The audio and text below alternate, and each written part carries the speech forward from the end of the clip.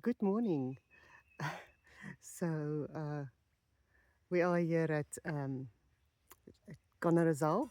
We didn't make Rossi Pool last night. We were way too late, so we just camped.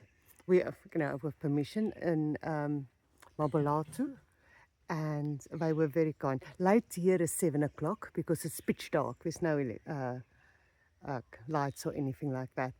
And we had a bit of a mishap, but I promised you I would put everything up what's happening.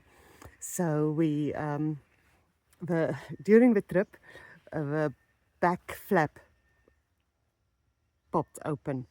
I, it was, we probably just didn't push it hard enough, something like that. And everything is so dusty. It looks like when we went through the Kalahari. It is. So what we're doing this morning, uh, we haven't even made coffee yet. It's even look like sand on there. We're going to clean up. So that's our plan for the morning. Luckily, this campsite is beautiful, are beautiful. They got water. There's tables. We're just going to move a bit forward so that we get closer there. But yeah, that's our morning.